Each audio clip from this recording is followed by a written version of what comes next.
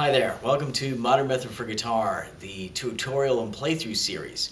I'm Tim Maynard. I'm going to be playing through the Modern Method for Guitar, this lovely book right here.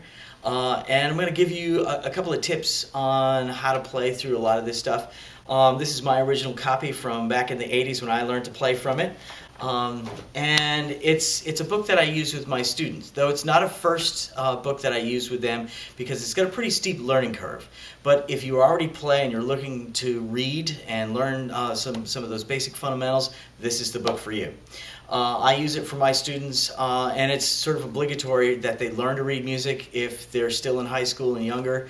You never know where they're going to go. So it's learning to read the correct way, and you never know what opportunities await you. If you're learning to read to get into music school, or maybe learn to play in the pit orchestra for music theater, you have to know how to read, and you got to have good skills to keep up.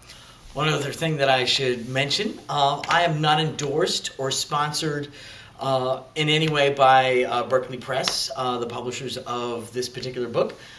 It's just a book that I really enjoy and have had great success with my reading skills and developing those, as well as my students.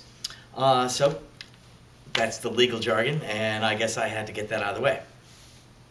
So with this series, I'm going to play through using a click. I'm going to be recording my guitar to a click so that it's accurate, and you'll be able to play along with it. You won't see any of the sheet music because you want to learn how to read and just be able to pick it up that way. But this will be a nice little tutorial and playthrough that you can play along with. If you're learning how to do it, you want to take your time with it. You want to go slowly. And because it's on YouTube, that little gearbox that you see on the lower part of the video, that has a very helpful feature. You can slow this thing down to a half speed so that you're going to be playing half of what I'm going to be playing. I'm going to set it at 60, and so half of that is going to be 30, which is a good place to start if you need to. Otherwise, you can put it at 3/4 speed, and that'll take you down to 45, and then you can speed it up. I've had great experience using that feature with other songs, and the folks at Google have really done a great job with their algorithm to make it sound like it could have been recorded that way. So that's a little bit of the methodology. What I'm going to do as we play, you're going to hear me count. Because I'm recording the guitar into GarageBand, I'll be able to adjust the levels a little bit later on, but you're still going to hear me count, and it's one thing that I encourage my students to do.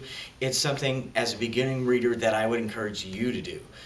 There's so much to think about. You have to look at the music, figure out what note you're playing, which finger plays that, on which string, on which fret, and you want to keep a steady beat, and then with the right hand you're working on what string you need to be on and what strings you need to play. So there's a lot that's going on all at the same time.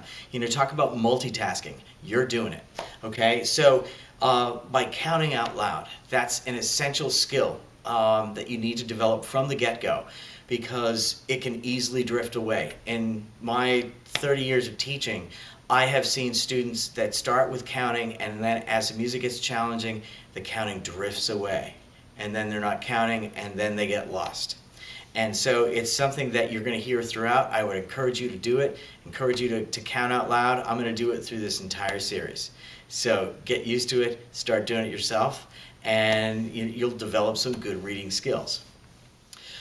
So to start, you can look over the preface material. You can see that he outlines the fingers. The left-hand fingers are numbered 1, 2, 3, 4, as you see in the book, and the thumb is T. Sometimes you'll need that, and that'll be indicated with a T, a lot of times in the chords. The strings are numbered. The thinnest string is the first string, 2, 3, 4, 5, 6. Okay? Frets are numbered 1, 2, 3, 4, 5, and so on. This stays largely in the first position, and what that means is that the first finger is responsible for any note in the first fret. Fingers 2, 3, and 4 are assigned the next 3 frets. As you'll see later on in the book and the other volumes in the series, he'll move around the position. Essentially, the position you're in is where the first finger is oriented, so that If you're in third position, first finger is responsible for the third fret. Fingers 2, 3, and 4 just assign the next 3 frets. So the staff is not like tablature. If you're coming to this from reading tablature, you're going to find that this is nothing like that. Music notation uses the treble clef staff. There's other clefs, but the treble clef is what the guitar reads from. And you should know, a little trivia for it in case you end up on Jeopardy, that the guitar sounds an octave lower than written. So if you're playing with a flute player and they play their C and you play yours is going to sound an octave lower. So just be aware of that. The beat, okay? Music, I don't know, where did it start? I mean, I don't think anybody knows. We just sort of happened upon it, we found it in history, and here it is.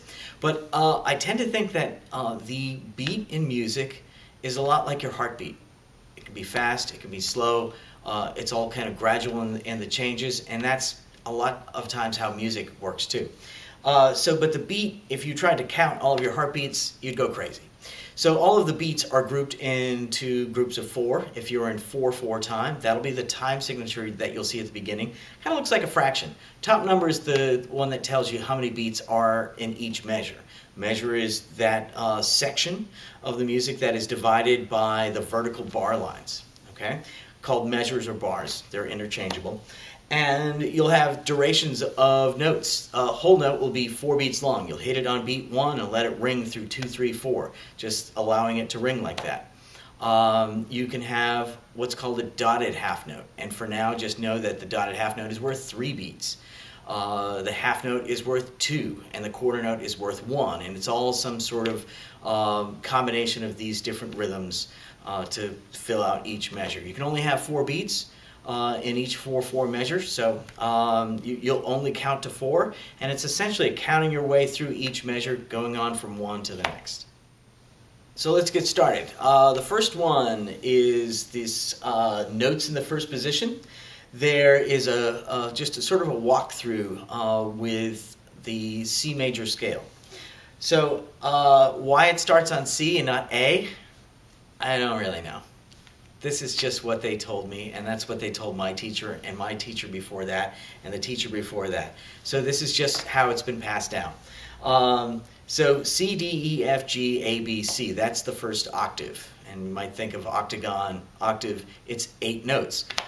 C up to C in the first position. So basically what I encourage my students to do, before you start playing any piece of music, you should read through the notes. And part of that is just an identification. Look at the note, be able to know what it is. Okay? And in Leavitt's book, he's given some common symbols. Anytime that you see a number inside the circle, that's the string that you need to play it on. Okay? So we start off on the 5th string. Okay? We're in the first position, so if there's a 3, he's going to give you the 3rd finger. We're going to play naturally on the 3rd fret. But the next note, D, is a 0. And that is a common way of notating an open string, or a string that you're not going to use any fingers to press down on. Okay? And it's pretty self-explanatory from there. So what I think you should do is just familiarize yourself with being able to play through this. And why don't we just get started with this? I'm going to wear headphones as I do this, so let me get into those and then just get back with you. Okay, so here we go. So what you want to do is just get used to playing C, then D, E, F, G, A, B, C. Pretty simple, right? Okay, so and really just take the time to really learn this scale, just going up and down. And part of what I suggest to students when they learn from my other book, that I want them to be able to play this and look at their fingers and identify the notes. The reason for that is that you build in this kind of visualization, so that as you say C, D, E, F, G, A, B, C, B, A, G, F, E, D, C. When you are sort of building that into your memory of where those particular letters are on the fretboard, okay? Because look, there's a lot of frets here. and you have to learn all of them if you want to be proficient on the instrument and be the best that you can. You got to learn all of them. So my strategy is generally just start with the natural notes, in that these are just no sharps, no flats. We'll get to that later. But this is really about just learning this scale. And so when you've done that and you've built that into your own sort of mental library, when you look at the notes on the page and you're going through, again, that other kind of identification and looking at the notes and seeing what the sequence is going to be for the song, those two things are going to combine and it's going to be easier to play.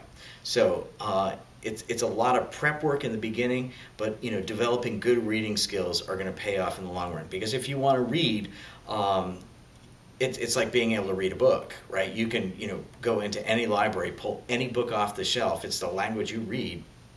You can read that book, and so the same is true with music, So here we go. I'm going to trust that you've done this sort of prep in the beginning, and then we're going to get right on to exercise 1. So here we go. 1, 2, 3, 4. 1,